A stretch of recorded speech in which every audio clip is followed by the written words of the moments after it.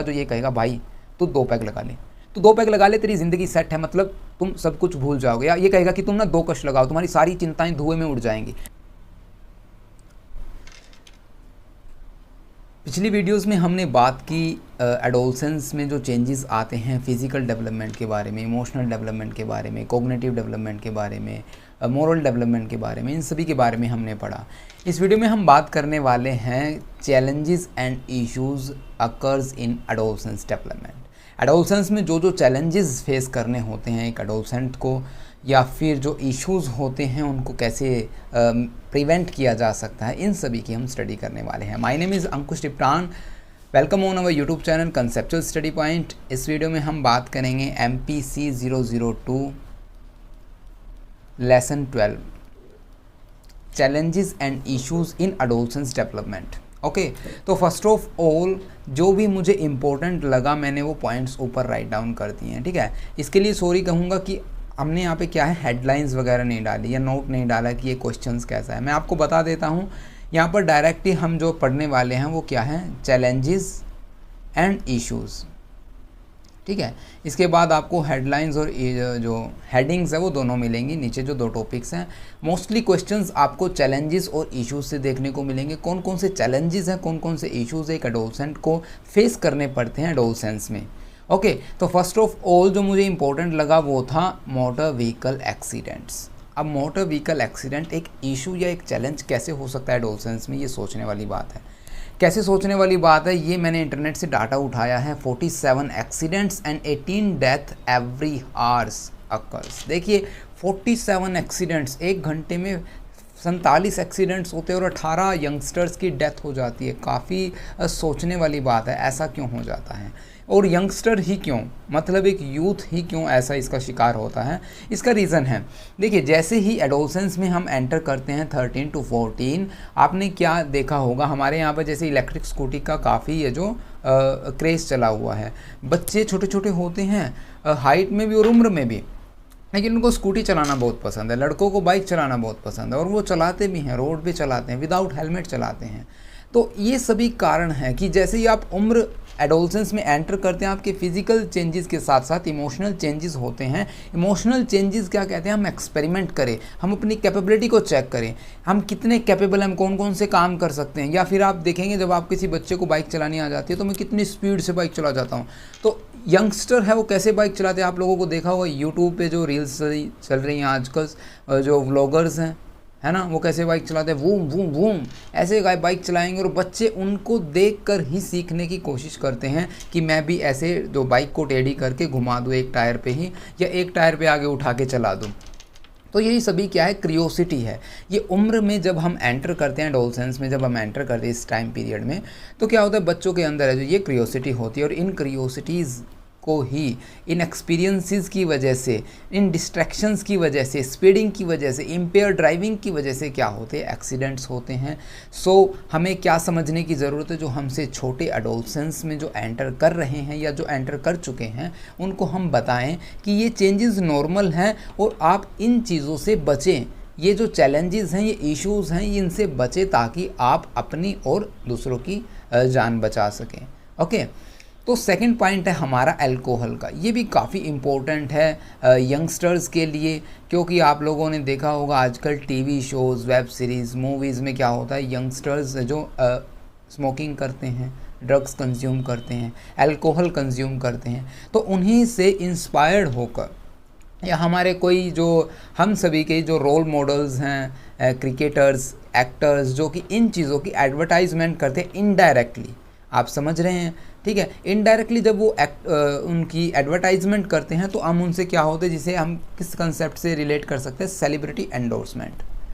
ठीक है, अब वो उस प्रोडक्ट की तो सेल करने में कैसे मदद करते हैं, उस प्रोडक्ट को एंडोर्स करेंगे वो। और हम क्या कहेंगे कि भी जब ये वाला एक्टर या ये वाला क्रिकेटर इन चीज़ों को सपोर्ट कर रहा है तो हम क्यों नहीं इनको यूज़ करें। भाई हमारे जो ये एक्टर्स फेवरेट हैं, हम क्यों नहीं इनको यूज़ करें। एक तो ये कारण है अल्कोहल का यूज़ करने का। दूसरा क्या कारण है, जब यंगस्टर्स इस एज में एंटर होते हैं, उनके इमोशंस जब चेंज होते हैं, डेवलपमेंट, फिजिकल डेवलपमेंट होती है, तो क्या होता है, उनको काफ़ी स्ट्रेस देखने को मिलता है। स्ट्रेस कैसा, फैमिली से हम कह सकते हैं, टीचर से, एनवायरनमेंट से, या फिर इस उम्र में जो रिलेशनशिप होती है बॉयफ्रेंड या गर्लफ्रेंड के साथ, जो नई रिलेशनशिप एस्टैब्लिश करते हैं, उनसे भी काफ़ी स्ट्रेस होता है। स्कूल या कॉलेज वर्क से, या सोसाइटी से, या अपने एनवायरनमेंट में कुछ ऐसी चीज़ें होती है, या अपनी बॉडी से रिलेटेड ही जो चेंजेस होते हैं बच्चे उनको भी सहन नहीं कर पाते। और इस दौरान जो ये स्ट्रेस आता है, ये स्ट्रेस क्या करते हैं, उनके एनवायरनमेंट में ही कोई एक ऐसा पर्सन होगा जो ये कहेगा भाई तू 2 पैग लगा ले, तू 2 पैग लगा ले, तेरी ज़िंदगी सेट है, मतलब तुम सब कुछ भूल जाओगे। या ये कहेगा कि तुम ना 2 कश लगाओ, तुम्हारी सारी चिंताएं धुएं में उड़ जाएंगी। आप लोगों को ये सुनने को भी मिला होगा, या फिर आप लोग को जो एनवायरनमेंट में भी ये चीज़ें देखी होगी, कोई आसपास पड़ोस आपने देखी होगी, तो आपने आसपास नहीं देखी तो मूवीज़ में देखी होगी, लेकिन देखी ज़रूर होगी। तो वो बच्चा क्या करता है, उनको एक्सपीरियंस करने की कोशिश करता है कि मैं एक बार लेकर तो देखूं, शायद क्या पता मेरी जो चिंताएं हैं वो दूर हो जाए, चाहे मेरी जो ट्रबल्स हैं वो उनका सॉल्यूशन मुझे मिल जाए। तो बच्चे क्या करते हैं, एक्सपेरिमेंटेशन के लिए एक बार तो एक्सपेरिमेंट करते हैं, लेकिन उसके बाद वो रेगुलर यूज़ करने लग जाते हैं कि हाँ आज मेरा मूड ख़राब है, भाई कहाँ है, चल बियर पियेंगे जाके। तो ऐसे वो धीरे धीरे उनकी हैबिट बन जाती हैं, सिगरेट पीना शुरू कर देते हैं। स्टडी के दौरान ना जब उनको याद नहीं हो पाता, तो आप लोगों ने कॉलेजेस में, यूनिवर्सिटीज़ में देखा होगा, या आप लोगों ने सुना हो, या फिर कोचिंग सेंटर्स पर जब कोचिंग लेते तो रात भर जागने के लिए इन ड्रग्स का सहारा लिया जाता है। और धीरे धीरे ये चीज़ें हैं जो हमारी हैबिट बन जाती हैं, ठीक है, हम इन पर डिपेंड हो जाते हैं। वन मोर थिंग जो नोट करने की है, अल्कोहल से फिज़िकल और सेक्सुअल एग्रेशन भी इंक्रीज़ होता है, जो कि सोसाइटी में रेप इंक्रीज़ करता है। समझ रहे हैं कितने भयानक डेंजरस इनके रिजल्ट्स हैं, आप सोचिए। और उन एडल्सेंट्स को इनके बारे में नॉलेज दीजिए जो अभी अभी एंटर हुए हैं, और या फिर जो आपसे छोटे भाई बहन उनको समझाइए इन चीज़ों के बारे में। ये जो मैं बता रहा हूँ ये प्रिवेंटिव में आपको पढ़ने को मिलेगा। ओके, अब देखिए अल्कोहल और एक्सीडेंट दोनों क्या करते हैं, रिलेट भी करते हैं। देखिए आपस में कैसे, अब जब बच्चे ने अल्कोहल कंज्यूम किया, आप लोगों ने मूवीज़ में क्या देखा है, रियलिटीज़ में होता है ऐसा मतलब ये नहीं है कि जो मैं हवा में बातें कर रहा हूँ।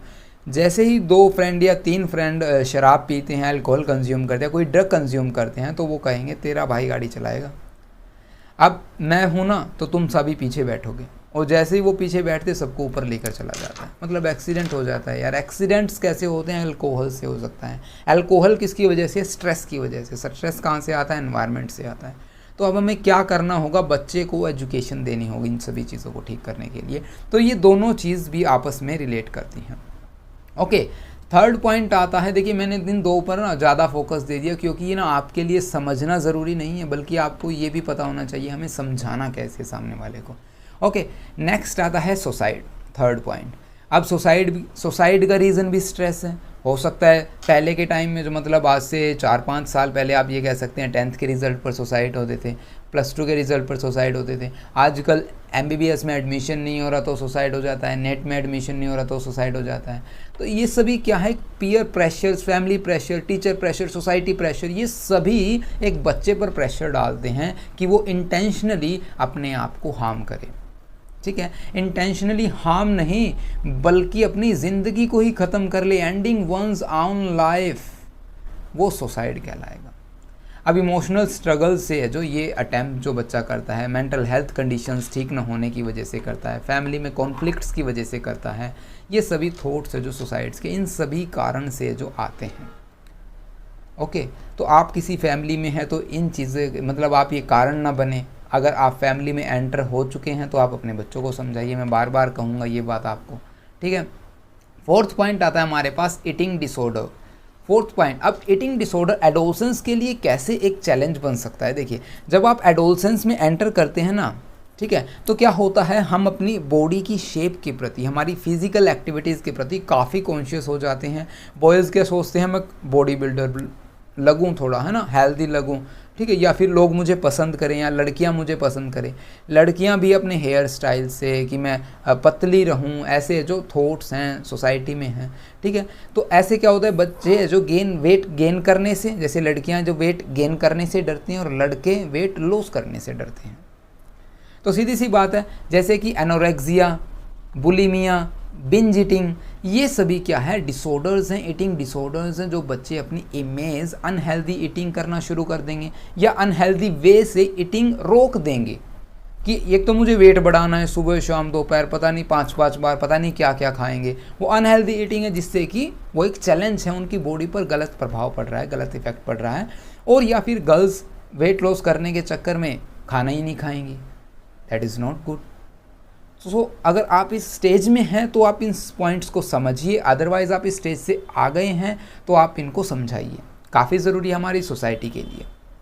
ओके, ईटिंग डिसऑर्डर के बाद आता है हमारे पास फिफ्थ पॉइंट, कंडक्ट डिसऑर्डर। अब ये कंडक्ट डिसऑर्डर क्या है और ये यंगस्टर्स के लिए ही क्यों चैलेंज बनेगा? जैसे कि आपने देखा होगा यंगस्टर्स ट्रैफिक रूल्स का जो क्या करते हैं, उल्लंघन करते हैं, वो फॉलो करने में सक्षम नहीं हो पाते। क्यों नहीं हो पाते? उनके अंदर जो कुछ ऐसे होता है, कुछ स्टूडेंट्स या कुछ पीपल्स या कुछ बच्चे ऐसे होते हैं जिनको रूल्स तोड़ने में काफ़ी मज़ा आता है। उनकी इंटेंशन ऐसी होती है कि मैं इसको ना तोड़ूँ, क्या एक्सपीरियंस रहेगा, रेड लाइट क्रॉस करने में क्या रहेगा, ठीक है, या ओवर स्पीड करने में क्या मज़ा रहेगा। तो conduct disorder is a complicated group of behavioural, ये बिहेवियरल और इमोशनल प्रॉब्लम्स है जो कि आमतौर पर यंगस्टर्स में ही देखने को मिलती है। So please try to understand these disorders. Childrens and adolescents with this disorders great difficulties following rules and behave in a socially accepted way. उन चीज़ों को जो सोशली एक्सेप्टेड हैं उनको करने में उनको काफ़ी प्रॉब्लम्स होती हैं, उनको अच्छा महसूस नहीं होता जो सोशली एक्सेप्टेड चीज़ों को जब वो करते हैं। ओके, वो कंसिस्टेंटली क्या करेंगे, रूल्स को ब्रेक करेंगे, एग्रेशन दिखाएंगे, झूठ बोलेंगे, डिसरिगार्ड दूसरों के जो अधिकार हैं, डिसरिगार्ड्स अदर राइट्स। ओके, समझ गए ना? तो ये सभी क्या है, डिसऑर्डर्स हैं, कंडक्ट डिसऑर्डर्स, जो कि एक चैलेंज है, ग्रेट चैलेंज है, जिसका हमें जो फेस करना बच्चों को सिखाना है, कैसे इनको फेस किया जाए, कैसे हम इसको फेस करें। Sixth, social network. अब सोशल नेटवर्क कैसे? अब एडोलसेंस में नई नई रिलेशनशिप्स बिल्ड होती हैं, ठीक है, आप नई फ्रेंडशिप में boyfriend girlfriend, social medias, Facebook, Instagram, chatting, इन सभी पे काफ़ी टाइम हम कंज्यूम करते हैं। आप कितना टाइम कंज्यूम करते हैं ये भी हमें बताइए। आप अपने आप को फोकस कीजिए। देखिए ये सभी क्या है, आप अपने बिहेवियर को, इनको स्टडी करने के बाद आप ये समझा सकते हैं आपको किसी बच्चे के बिहेवियर को ऑब्जर्व कैसे करना है। सभी ये भी हिंट है यहाँ से। अपने आप के बिहेवियर को कैसे ऑब्जर्व करेंगे ये भी एक पॉइंट है। इन सभी चीज़ें, ये भी अब सोशल नेटवर्क भी इस तरह जो एक communicate, share, seek validations, all these है जो सोशल मीडियाज़ इंक्लूडिंग सभी है जो एक चैलेंज बन गया है। अगर आप अभी सोचें कि मान लीजिए आप ये वीडियोस देख रहे हैं, लेकिन इससे पहले आपने क्या किया होगा, शॉर्ट वीडियोस देखी होंगी। शॉर्ट वीडियोस जब भी हम चलाते हैं तो उसकी कुछ ऐसी साइकोलॉजी बेस्ड ऐसे करते रहते हैं हम, है ना, स्वाइप स्वाइप स्वाइप। हम ये सोचेंगे कि चलो थोड़ी देर देखते हैं, 5 मिनट, कब आधा घंटा निकल जाता है, we don't know about that. हमारा टाइम ऐसे पास होता है, पता नहीं हम क्या करते जा रहे हैं, क्योंकि वो 1 मिनट के कॉन्सेप्ट में हमें सब कुछ जानने की आदत बन जाती है। हम कई बार तो ऐसी वीडियोस देखते हैं उनमें कुछ भी नहीं होता, बस हम ये देखते हैं कि क्या होगा क्या होगा क्या होगा। वो 1 मिनट तक ऐसे ही चलती रहती है, क्योंकि हमें हमारी जो क्यूरियोसिटी कैसी बना दी गई है शॉर्ट वीडियोस के थ्रू कि हमें 1 मिनट में ही सब कुछ चाहिए, 1 मिनट में ही हमें कंप्लीट वीडियो का कंक्लूजन चाहिए। जो 1-1 घंटे की यहाँ पर समझाने के लिए बनी है उनको देखना पसंद ही नहीं कर रहे आप। चलिए कोई बात नहीं, नेक्स्ट पॉइंट समझते हैं। 6th पॉइंट हमारा सेक्सुअल एब्यूज़। 6th या 7th है, काफ़ी पॉइंट्स हो गए हैं, 7th है। जैसे जैसे जो नई हम एडोलसेंस में एंटर करते हैं, नई नई रिलेशनशिप बिल्ड करते हैं, तो वहाँ पर क्या होता है, रिलेशनशिप्स में कई बार लड़का या कई बार लड़की है जो क्या कहती है, अगर आप इन एक्टिविटीज़ में, सेक्सुअल एक्टिविटीज़ में इन्वॉल्व नहीं होगे तो मैं तुमसे है जो ब्रेकअप कर लूँगी या मैं तुमसे ब्रेकअप कर लूँगा। इस तरह की उन ब्रेकअप से बचने के लिए नॉन कंसेंशुअल सेक्सुअल एक्टिविटीज़ में इन्वॉल्व हो जाते हैं, जहाँ पर मैनिपुलेशन होता है या फोर्स भी होता है कि तुम ये करो, या मैनिपुलेट किया जाता है आपस में एक दूसरे को इन एक्टिविटीज़ में इन्वॉल्व होने के लिए। अब child sexual abuse can be take place. हो सकता है चाइल्ड का जो सेक्सुअल अब्यूज़ है, सेक्सुअल हैरासमेंट है, वो फैमिलीज़ में हो या उनके पेरेंट्स के थ्रू हो, स्टेप पेरेंट्स के थ्रू हो, सिबलिंग्स के थ्रू हो, अदर रिलेटिव जो आउटसाइड होम हो, या फिर हो सकता है उनके फ्रेंड्स हों, नाइबर्स हों, चाइल्ड केयर पर्सनस हो, टीचर्स हो, स्ट्रेंजर्स हो, ये कोई भी हो सकता है। आपको ये समझाने की ज़रूरत है कि आप कैसे अपने बच्चों के साथ, अपने भाई बहन के साथ कैसे इंटरेक्ट करें, कैसे उनके जो ये समझाएं कि कैसे अपने थॉट्स को शेयर किया जाता है। When sexual abuse has occurred, a child can develop a variety of distress. जब सेक्सुअल अब्यूज़ हो जाता है तो बच्चा स्ट्रेस में चला जाता है, उसके थॉट्स और बिहेवियर कम्प्लीटली चेंज हो जाते हैं, उनकी जो लाइफ की डेली रूटीन चेंज होती है, वो हरदम स्ट्रेस में रहेंगे और इट में भी पॉसिबल कि वो अल्कोहल कंज्यूम करना स्टार्ट कर दें। तो देखिए ये सारा कहाँ पर ओवरऑल कहाँ पर जा रहा है, घूम फिर के स्ट्रेस के पास जा रहा है। ह्यूमन बिहेवियर को समझने की कोशिश कीजिए यहाँ पर आप। नेक्स्ट आता है हमारे पास 8th point, self mutilating behaviour. अब ये मटिलेटिंग बिहेवियर क्या होगा? देखिए आप लोगों ने ना टीवीज़ में, हालांकि रियल लाइफ में शायद आप लोगों ने भी ये किया हो, क्या किया होगा कि मान लीजिए आपकी बॉयफ्रेंड या गर्लफ्रेंड ने पिक नहीं भेजी अपनी, ठीक है, तो आप क्या करेंगे, ब्लेड के साथ जो अपनी यहाँ से नस काट लेंगे या फिर यहाँ पे कट लगा लेंगे या फिर यहाँ पर कट अपने बॉडी के किसी पार्ट पर आप कट लगा लेंगे। तो वो क्या था, self mutilating behaviour, also known as self harm. Understand that involve intentionally when we hurt oneself as a way to cope with emotional pain। Emotional pain से बचने के लिए हम क्या करते हैं, जैसे कि मान लीजिए आपने अपने फादर को कुछ बोल दिया या आपने कि अपने किसी खास फ्रेंड पर हाथ उठा दिया, तो आप क्या करेंगे, उस हाथ पर चोट मारने की कोशिश करेंगे, तो वो सेल्फ मटिलेटिंग बिहेवियर है। या फादर को बोलने के बाद आप अपने आप को थप्पड़ लगा रहे हैं कि मैंने ऐसा क्यों बोल दिया, मैं ऐसा कैसे कर सकता हूँ। ये सभी चीज़ें मटिलेटिंग बिहेवियर में हैं और ये एडोलसेंस में होता है। जब पेरेंट्स के साथ कॉन्फ्लिक्ट हो जाए, अपने फ्रेंड के साथ कॉन्फ्लिक्ट हो जाए, क्योंकि अपने अपने ओपिनियंस बन जाते हैं एडोलसेंस में, या अपने बॉयफ्रेंड या गर्लफ्रेंड के साथ या अपने पार्टनर के साथ जो कॉन्फ्लिक्ट हो जाता है, तब हम कुछ ना कुछ ऐसी एक्टिविटीज़ कर देते हैं जिनका बाद में हमको पछतावा होता है और देन हम क्या करते हैं, ट्राई करेंगे खुद को हार्म करने की, खुद को चोट पहुंचाने की, जिसको हम कहेंगे सेल्फ मटिलेटिंग बिहेवियर। इसलिए ये भी एक चैलेंज है, इश्यूज है एडोलसेंस के एज में। नेक्स्ट पॉइंट आता है हमारे पास, coping with loss of normality. अब नॉर्मेलिटी क्या होती है? नॉर्मेलिटी और normality both meaning are same, we can use interchangeably, it's not a big deal. Okay, define the range of the normal functioning की बात करें, नॉर्मल फंक्शनिंग क्या होगा, जो नॉर्मल रूटीन जो हमने एक्सेप्शनैलिटीज़ में पढ़ा, तो यहाँ पर क्या कहेंगे, मान लीजिए कई बार क्या होता है, बच्चा ऑटिस्टिक होता है, ऑटिज़म। अब ऑटिज़म क्या होगा, ये आपको हम है जो MPC 0021 में पढ़ाएंगे, ठीक है। अभी के लिए आप ये समझिए, अगर जो बच्चा है जो क्या है अपने थॉट प्रोसेस को जो कम्युनिकेट नहीं कर पाता, अभी आप ये थोड़ा सा ये समझिए, ऑटिस्टिक चिल्ड्रन वो कहेंगे जो अपनी फीलिंग्स को एक्सप्रेस नहीं कर पाता, एटलीस्ट अपने पेरेंट्स के सामने भी नहीं, अपने बेस्ट फ्रेंड के सामने भी नहीं, तो वो बच्चा क्या होगा, ऑटिस्टिक चिल्ड्रन होगा। और ऑटिस्टिक चिल्ड्रन है जो इंट्रोवर्ट टाइप में होता है, ठीक है। The pattern of behaviour that they have and the other children have are quite different. उनको ये पता लग जाता है कि मेरा बिहेवियर और दूसरों का बिहेवियर अलग है, वी बोथ आर डिफरेंट्स। या अगर मान लीजिए वो और उसका फ्रेंड है तो ये कहेगा वी बोथ आर डिफरेंट्स, हम दोनों अलग अलग हैं, वी आर नॉट सेम, ठीक है। अब ये मान लीजिए एक तो अच्छा साइन भी कंसीडर कर लें, क्योंकि यहाँ पर बच्चे को पता है कि वो किस चीज़ से सफ़र कर रहा है।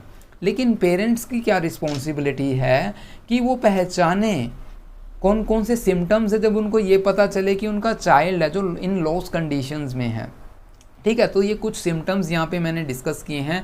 When the child remain sad most of the time, क्या होता है एडोलसेंस में, आप लोगों ने भी किया हो शायद, लेकिन लगभग सभी के साथ होता है, ऐसी बात नहीं है नहीं होता। तो आप भी अगर नोट करें, थोड़ा बैकग्राउंड में जाइए, फ्लैशबैक में जाइए, ये सोचिए आपने भी कभी एक हफ्ता, एक दिन, 2 दिन, एक हफ्ता, 15 दिन बिल्कुल सैड मूड में आपने गुजार दिए, किसी से बात ना करना, ठीक है। या फिर जब कोई बात करता है तो उसे गुस्से में बात करना, ठीक है। या फिर आपको नींद ना आना, प्रॉपर आप सो ना पा रहे हों, बस गुस्सा ही गुस्सा, हर चीज़ जो भी कोई बोले, सोशल इंटरेक्शंस करनी हो, आपके पेरेंट्स आपको आवाज़ लगा रहे हों, बस आपको गुस्सा देखने को मिले, ठीक है। या फिर हो सकता है आइसोलेशन, मतलब जैसे कि हम कोरोना टाइम में रहे थे एक कमरे में बंद, बस अपने लैपटॉप पे अपने फ़ोन पर चैटिंग कर रहे हैं, किसी से बात नहीं करना। तो ये सभी कंडीशंस हैं। या अपने आप को ब्लेम करना एक बड़े पैमाने पर कि वो कारण हुआ, मेरी वजह से हुआ, उसने किया तो भी मेरी वजह से हुआ, ये सभी सिम्टम्स हैं जिससे कि पेरेंट्स को पता लगता है। अब पेरेंट्स को करना क्या चाहिए, ऑटिस्टिक चिल्ड्रन के बारे में। अब देखिए, जब बच्चा ऑटिस्टिक है, पेरेंट्स को इन सिम्टम्स से पता लग जाता है, तो वो क्या करना चाहिए, उनको उनकी सुनना चाहिए, उनको कहना चाहिए अपने बच्चे को कि तुम बताओ, तुम अपने अंदर की बात बताओ, तुम चाहते क्या हो, तुम्हें प्रॉब्लम क्या है, तुम कैसा फील कर रहे हो, तुम्हारे माइंड में क्या है। ये सभी क्वेश्चंस एक पेरेंट्स को आस्क करने चाहिए, अदरवाइज़ उनको काउंसलर की ज़रूरत पड़ेगी। ठीक है, तो parents should not change the topic. कई बार क्या होता है, कुछ ऐसे कंटेंट होते हैं अपनी बॉडी में चेंजेस से रिलेटेड या सेक्सुअल ओरिएंटेशन से रिलेटेड, जब चिल्ड्रन चाहते हैं कि मैं अपने पेरेंट्स से बात करूं, तो पेरेंट्स क्या करेंगे, उन टॉपिक्स पर बात ही नहीं करना चाहते, वो टॉपिक्स को चेंज कर देते हैं। ऐसा नहीं करना चाहिए। अगर आप पेरेंट्स हैं तो आप समझिए, अपने बच्चे की कंडीशन को समझिए, उसके बिहेवियर को ऑब्जर्व कीजिए। बिकॉज जब हम साइकोलॉजी पढ़ रहे हैं तो ऐसा नहीं है कि हम किसी के दिमाग को देख कर पढ़ लेंगे, हमको वो बिहेवियर को ऑब्जर्व करना होगा। अंडरस्टैंड? तो पेरेंट्स को भी क्या करना चाहिए, टॉपिक्स को चेंज नहीं करना चाहिए। जिस टॉपिक पर बच्चा चाहे उस पर खुल के बात करनी चाहिए। अगर आपके साथ भी ऐसा है तो आप अपने पेरेंट्स से बात कीजिए, अदरवाइज़ आप एक अच्छे काउंसलर से बात कीजिए। ओके, तो instead they should give him sufficient time. उनको अपने बच्चे को प्रॉपर टाइम देना चाहिए, क्योंकि उनको पता है ऑटिस्टिक बच्चा है तो ये अपनी फीलिंग्स को इतनी आसानी से हर किसी के सामने नहीं कहेगा। ठीक है, या फिर किसी काउंसलर से मिले, यही है। अब जब बच्चे, क्या होता है, जब पेरेंट्स और बच्चों के बीच में रिलेशनशिप अच्छी होती है ना, तो बच्चे को काफ़ी कम प्रॉब्लम्स का सामना करना पड़ता है। जब पेरेंट्स ये कहते हैं कि तुम मत घबराओ, अभी हम हैं, हम सब कुछ संभालेंगे, तुम बस हमें बताओ तुम्हें प्रॉब्लम क्या है, ये भी एक लेवल तक है। ठीक है, लेकिन ये ह्यूमन बिहेवियर तक है। उनको कहना चाहिए अपने बच्चों को, they are always here for him, कि हिम और हर, कि वो उनके लिए हमेशा यहाँ पर है, तुम टेंशन ना लो, बस हमें अपनी प्रॉब्लम बताइए, हम उनका समाधान निकालने की कोशिश करेंगे। नेक्स्ट आता है हमारे पास 9th पॉइंट, एक्नॉलेजिंग सेक्सुअलिटी। अब देखिए, वो टॉपिक है जहाँ पर पेरेंट्स बात करके खुश नहीं हैं। अब देखिए, एडोलसेंस काफ़ी सेंसिटिव पीरियड है, हमने पहले भी फिजिकल डेवलपमेंट में भी ये पढ़ा था। कॉग्निटिव, इमोशनल, ये सभी चेंजेस है तो आते ही आते हैं यहाँ पर। ठीक है, अब यहाँ पर क्या होता है, lot of exposure due to media. आज के टाइम की बात करते हैं, अगर आप लोगों ने ये नोट किया होगा, जो आपकी जनरेशन है और जो आपसे पहले वाली जनरेशन, या आप अपने पेरेंट्स से कह सकते हैं, अपने बड़े भाई से कह सकते हैं, कह नहीं सकते, मतलब उनको ऑब्जर्व कर सकते हैं, उनको सेक्सुअल ओरिएंटेशन, सेक्सुअल जो कंटेंट जो भी है, सेक्स से रिलेटेड जो भी बातें हैं या इन्फॉर्मेशन, एजुकेशन है, वो काफ़ी लेट मिली as comparison to our generation और इन फ्यूचर जो जनरेशन आ रही है। उसका रीज़न है क्योंकि देखिए, वेब सीरीज़ में आजकल बिल्कुल ओपनली ये चीज़ें हो गई हैं, टीवी सीरियल्स में, मूवीज़ में, सबसे जो मेन चीज़ें ये थी। नेक्स्ट, जब बच्चा 13 टू फर्दर जो स्टेजेस में एंटर करता है, जब वो बुक्स पढ़ता है, तो जब वो बायोलॉजी के कुछ चैप्टर्स ऐसे होते हैं कि जब वो पढ़ता है तो उसके अंदर क्रियोसिटी होती है अपनी बॉडी के चेंजेस के बारे में, और जब वो क्रियोसिटी जाकर आज के टाइम में जब हम गूगल या आईफोन पर जाकर उनको सर्च करते हैं, तो वो जो प्लेटफॉर्म, जो हम मीडिया यूज़ कर रहे हैं, वो हमको कई अदर साइट्स पर लेकर जाता है। दैट इज़ नॉट गुड, और वो साइट इतनी अच्छी नहीं होती। ठीक है, आप समझ रहे हैं।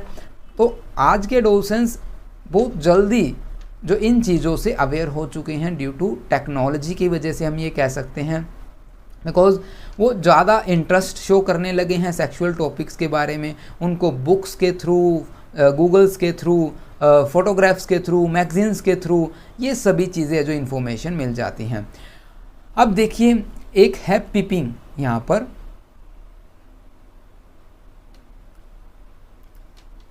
ये पिपिंग क्या होता है, ये एक टर्म्स यहाँ पे यूज़ की गई है। जब बच्चे में क्यूरियोसिटी इतनी ज़्यादा बढ़ जाती है कि वो क्या करेगा, किसी अदर पर्सन को या किसी अपने फैमिली मेम्बर को नेक्ड, मतलब बिना कपड़ों के देखना पसंद करता है। क्यों पसंद करता है, या तो वो बाथिंग के दौरान उसको देखेगा नहाते वक्त, या फिर जब वो कपड़े चेंज कर रहा है। ऐसा इस जो प्रोसेस को क्या कहते हैं, पिपिंग कहते हैं। वो अपनी जो क्रियोसिटी को सेटिस्फाई करने के लिए ऐसा करता है, और इसको पिपिंग कहेंगे। ओके, तो इस टर्म के बारे में भी आपको पता होना चाहिए। नेक्स्ट, जो आपने बिहेवियर, जो सेक्सुअल बिहेवियर के रिगार्डिंग जो आपने बिहेवियर देखे होंगे, वो मेट्रोज़ में, बसेज़ में, ट्रेन्स में देखे होंगे। कुछ पीपल्स क्या करते हैं, उनका टच करने का तरीका सही नहीं होता, इनअप्रोप्रिएट वे हम बोल सकते हैं, टचिंग अदर्स, वो दूसरों को टच करते हैं। ठीक है, या फिर पब्लिक प्लेसेस पर ज़ोर ज़ोर से बात करना सेक्सुअल कंटेंट के बारे में, these are not good symptoms, ये अच्छी हैबिट्स नहीं है, these are not good traits, ये अच्छे ट्रेड्स भी नहीं हैं। अपने प्राइवेट पार्ट को टच करना दूसरों के सामने या पब्लिक प्लेसेस पर, या फिर किसी दूसरे के प्राइवेट पार्ट्स को ताकना, घूरना, वो भी अलग ही तरीके से, ये अच्छा नहीं लगता, क्योंकि ये सोशली एक्सेप्टेबल नहीं है और ये वैसे भी सही नहीं है। क्योंकि हमें अवेयर होना चाहिए, एजुकेशन चाहिए, ना कि हम उन चीज़ों में इन्वॉल्व होने चाहिए। समझ रहे हैं? तो ये था हमारा सेक्सुअल ओरिएंटेशन। नेक्स्ट पॉइंट आता है हमारे पास 10th, change of point of view. जैसा कि मैंने बताया, जैसे ही हम एडोलसेंस में एंटर कर रहे हैं तो हमारे खुद की कॉग्निटिव डेवलपमेंट बढ़ जाती है, फिजिकल डेवलपमेंट बढ़ जाती है, इमोशनली हम डेवलप्ड होने शुरू हो जाते हैं।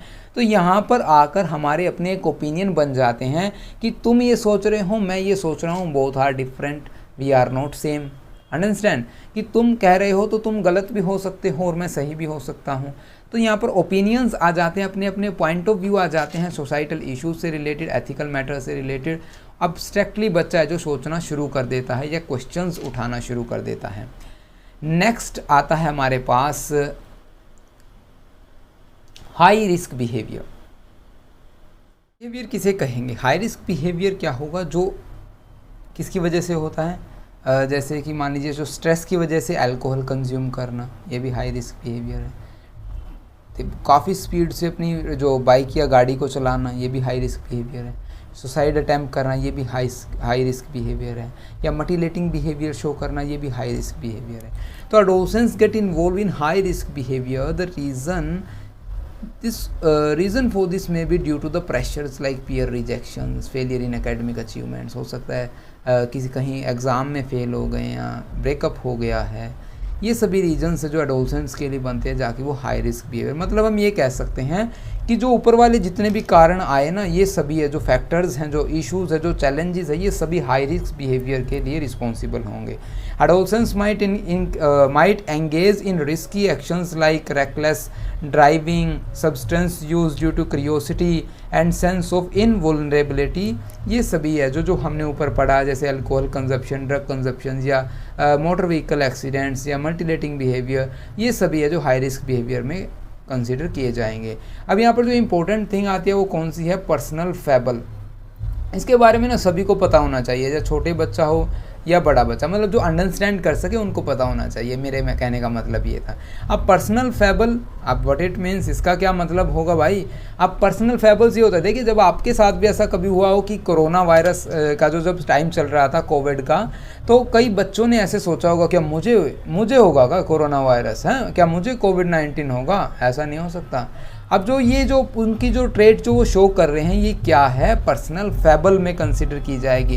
क्योंकि जब एक एडोलसेंट को ये लगता है ना कि भी ये फैक्टर मुझे अफेक्ट नहीं कर पाएगा, ये डिसीज़ मुझे नहीं होगी, या उसके कुछ करने से मुझ पे फ़र्क नहीं पड़ेगा, एनवायरनमेंट में जो कुछ हो रहा है वो मुझे फ़र्क नहीं डाल सकता, तो ये पर्सनल फेबल होता है। एक बिलीफ होता है अकॉर्डिंग टू विच एडोलसेंस क्या कहता है कि टेलिंग देमसेल्फ, वो खुद को ये कहता है कि they are so unique and no matter what their behaviour is, no difficulties और प्रॉब्लम कैन अफेक्ट दैम। उसको कोई नहीं रोक सकता, जो उसको करना है वो करके ही रहेगा। Therefore they indulge in high risk behaviour. इसी की वजह से जो हाई रिस्क बिहेवियर में, जैसे कि कोविड के टाइम में without mask, without sanitizer use किए हुए घर पर आना, बाहर से घूमना, बाहर फ्री में, मतलब फ्री में घूमना नहीं, बाहर बिना किसी काम के या किसी कारण के घूमना।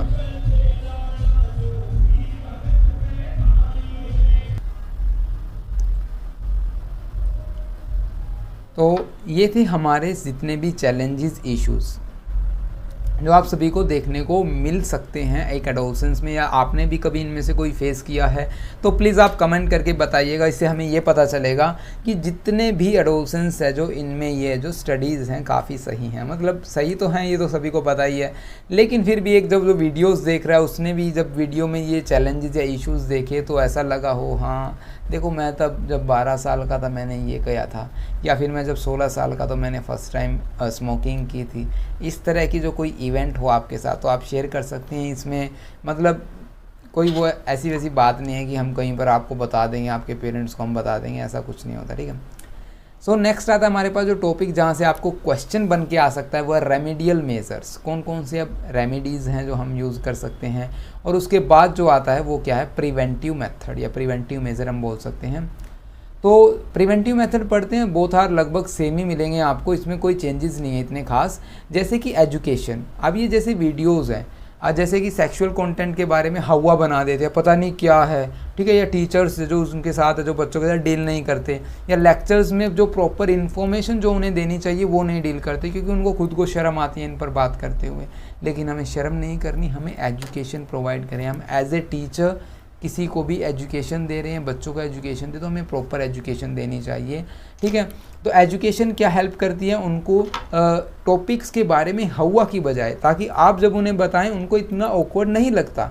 लेकिन जब वो बाहर जाकर गूगल से या इंटरनेट्स पे उन प्रोसेस को देखते हैं या उनके बारे में पढ़ते हैं या पिक्चर्स देखते हैं, तो काफ़ी बुरा प्रभाव पड़ता है, बैड इम्पैक्ट पड़ता है बच्चे के जो ब्रेन पर, समझ रहे हैं।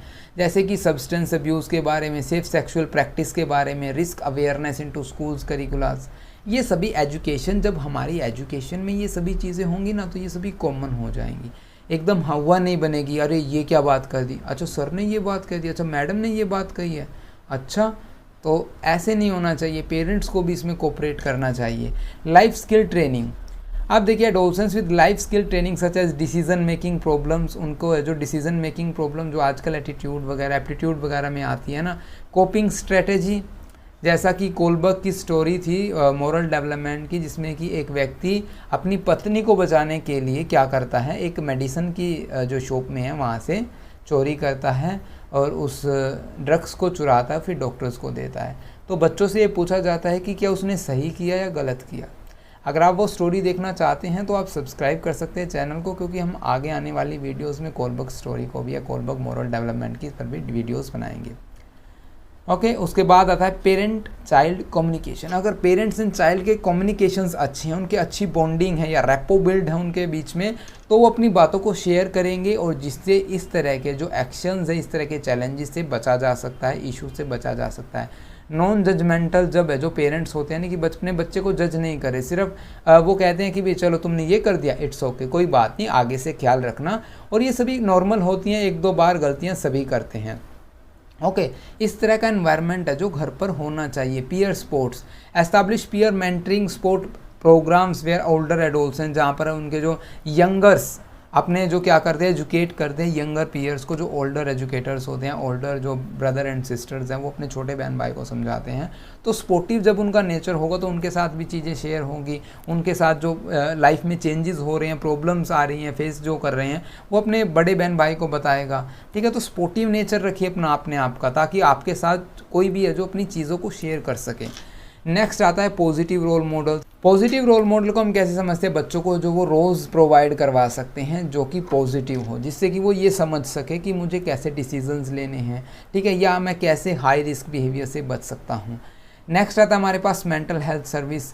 Ensure easy access to mental health service as many high risk behaviour link to underlying emotional. जितना मेंटल हेल्थ बच्चे का सही होगा, उतना हाई रिस्क बिहेवियर से वो दूर रहेगा।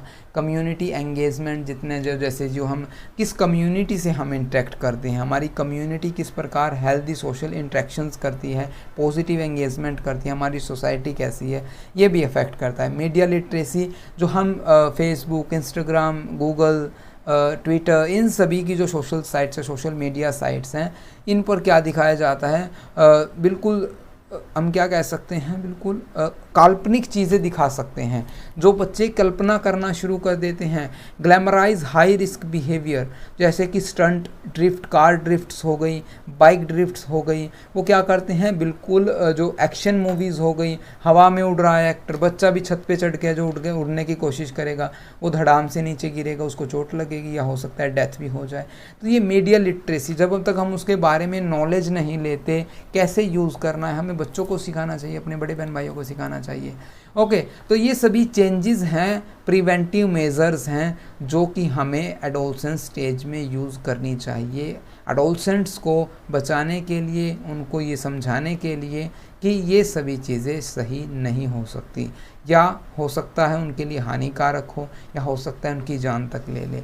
रेमेडियल मेजर्स में भी ऐसे ही है, जैसे कि काउंसलिंग थेरेपी। अगर बच्चे को काफ़ी स्पेशल कह रहा हूँ मैं, काफ़ी सीरियस प्रॉब्लम है, तो आप एक काउंसलर से मिलिए, उनको थेरेपीज़ दीजिए, जिससे उनका मेंटल हेल्थ क्या होगा, मेंटल हेल्थ प्रोफेशनल से मिलकर मेंटल हेल्थ है जो रिकवर हो जाएगा, ठीक है, या हाई रिस्क बिहेवियर से वो बचाव करेंगे।